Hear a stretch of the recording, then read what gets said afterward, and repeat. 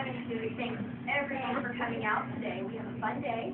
We are going to start off by reading our book, Princess Charleston of the Isle of Palm, and then we're going to move over to the craft table, and we're going to make a special sandcastle, and then we are going to have some yummy Princess Charleston cupcakes.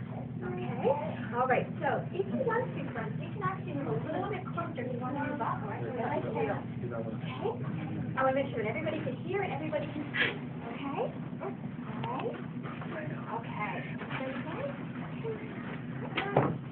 Alright, so our story today is Princess Charleston of the Isle of Palm. And this is a very special story. This is a story about a little princess who lives on the beach. And her job is to take care of all the animals in her kingdom that live in the sea, that live in the ocean, and live on the ground. And this is a story of how Princess Charleston is a big storm coming. And what does Princess Charleston do to help her animals of the ocean? Okay? So you ready to get started? Mommy, I'm not sitting down. Okay, Charleston. Okay. Kenny, you want to sit up here, sweetie? Want to sit up here? You can even sit up here next to me if you'd like. You want to sit up here? Have a seat, okay? Okay. So here we go. Princess Charleston of the Isle of Palm.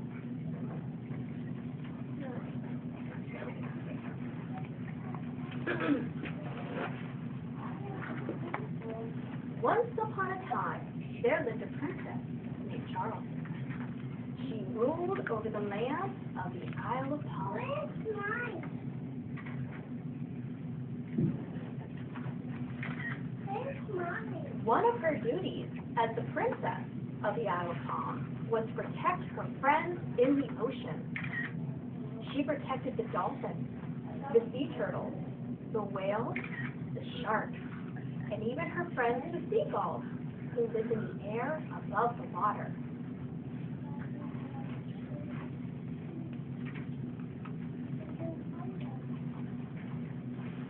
Princess Charleston had a magic window in her bedroom. She used her magic window to see all of her ocean friends. A storm was coming, and Princess Charleston wanted to make sure her friends were safe.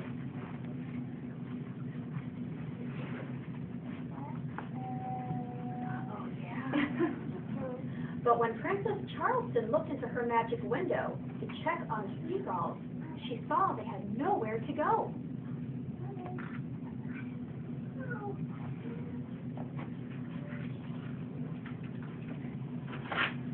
Sang her magic song. I wish you nothing but the best. I wish you shelter and good rest.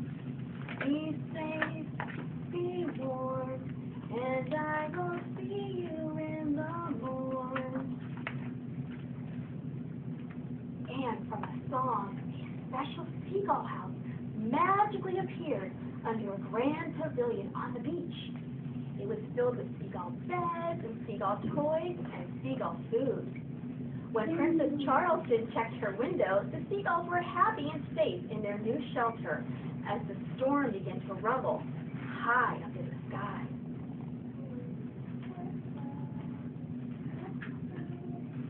Then Princess Charleston saw her friend Krabby the Crab in her special window. He was scurrying along the beach, looking for a safe place from the storm.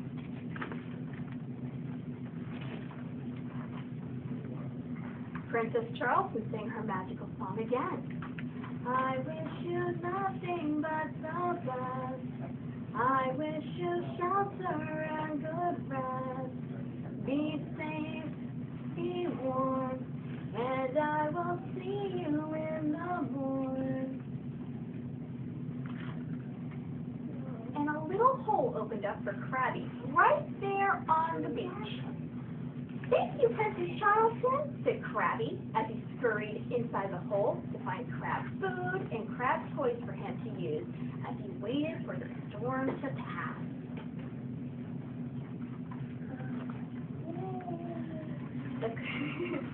The clouds above the ocean began to get darker and darker and darker until they were almost black.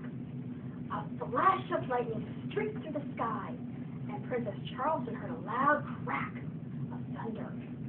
Suddenly, the rain began to fall. Hundreds of big red droplets began to pound on the ocean ceiling, and the water began to push and pull this way and that.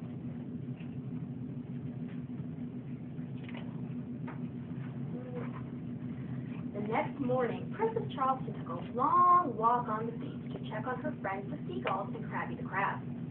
Princess Charleston saw the seagulls come out from underneath the grand pavilion on the beach.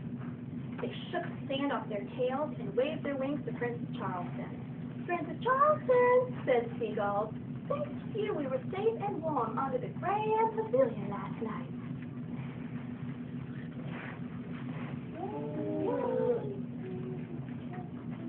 The seagulls flew above Princess Charleston as she walked farther down the beach, waving to all her friends. Soon she came across a hole in the sand, and Krabby the Crab quickly danced out from within. "Thanks to you, Princess Charleston, I was safe and warm under the sand last night," said Krabby. Princess Charleston smiled and turned to go back home when she noticed that all of her sea friends were gathered in the water and on the sand, smiling at her. "We all want to thank you, Princess Charleston, for keeping us safe and warm," said all of the creatures. And all at once, they began to sing. "We wish you nothing but the best. We wish you shelter and good rest. Be safe, be warm, and we will see you in the morn."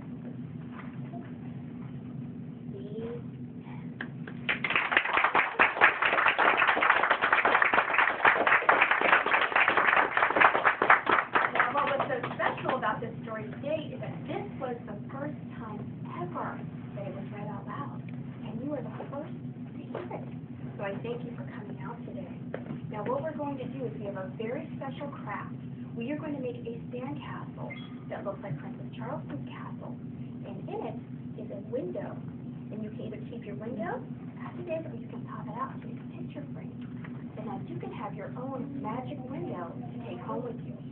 Okay? And I also have, we're also going to have some fun Princess Charleston cupcakes. And we also have some nice favors for our friends in the back for when we leave today. Okay? So I wanted to thank all of you. But before we get to that part, I have a quick question for all of you. We talked about Princess Charleston. She lives at the beach. And at the beach, they have all kinds of different animals. They have seagulls and sharks and sea turtles. But here in Murraysville and here in Pittsburgh, I know some of my friends came from Pittsburgh today, we don't have seagulls, do we? We have different kind of animals. So a couple of my friends came in my bag today, and they were wondering if we had a magic window here at the library, what would we do? All this rain last night and today. What would we do for our magic window to help our friends? Okay? So let's see who decides to come out first. Let's see. Oh, I have this one. Oh, what is this?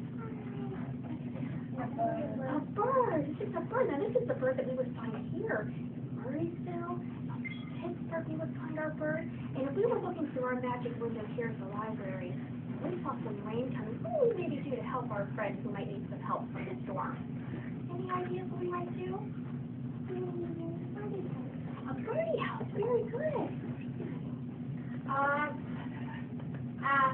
This is just for a little imagination. Okay. For his name, you should probably call him McCarthy the Cardinal. I like that. That's a good. He needs a name. He does. Just like all of our friends have names. Yes, we have a birdie house and he has a name. Any other ideas that we might look for a magic window? Yes, Taylor. Food. Very good. Very good. Yes, toys. Yes. Very important. Very important. Very good. Let's see who else we have in here. Who's in here? Oh, it's Bunny. What would we do for our bunny friend? Give us some carrots. Give him carrots. That's And wonderful. he needs a house. And he does need a house. Very good. Yes, Taylor. And he needs a bed. He does need a bed. Excellent. Very good. Very good. I'll see you up there. You can have it. You can tell me. You can tell me if you have an idea. A cat. To live at their house. Yeah. So, if we had a kitty cat, what would we do to help a kitty cat in the storm? storm. We were looking through our magic and it says Charleston. I think That's for her. Good. Very good. Anybody else? And food. Yes. water. Water. Very important. Very important. Very good. I think Cats, some cats don't. And some cats like water, and some cats don't. that's true. Very true. Very true. They don't need a house. Let's see. We got one more little guy. Ooh. I think he needs a bed. What do you think, Hannah? What would our best friend need? Books. Oh, I love that. We really books. And And a house. and a pillow. And a pillow. Yes. Bye-bye. You need the what, please? Okay, very good. Yes, yes. Maybe a nice favorite tree for a nest. Oh, I like that. Very good. These are all wonderful answers. Wow, you're very creative. Now, the story of Princess Charleston came about from a trip that we took down to the Isle of Palms, which is a small area down in, it's about 15 minutes out of Charleston, South Carolina.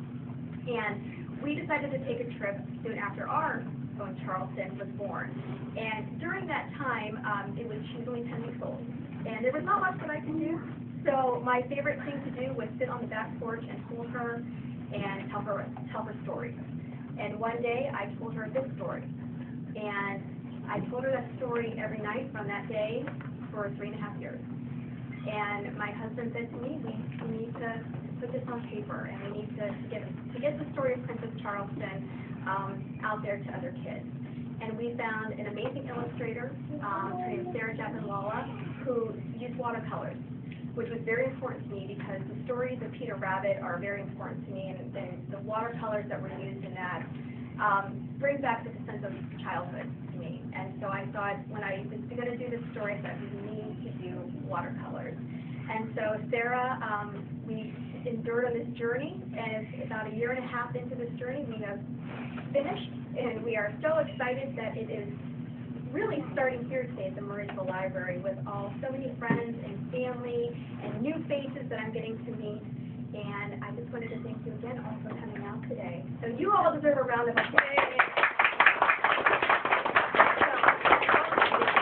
With Mom and Dad's help, we can start on our craft. The craft is really nice because it's packaged individually, and the directions are included inside.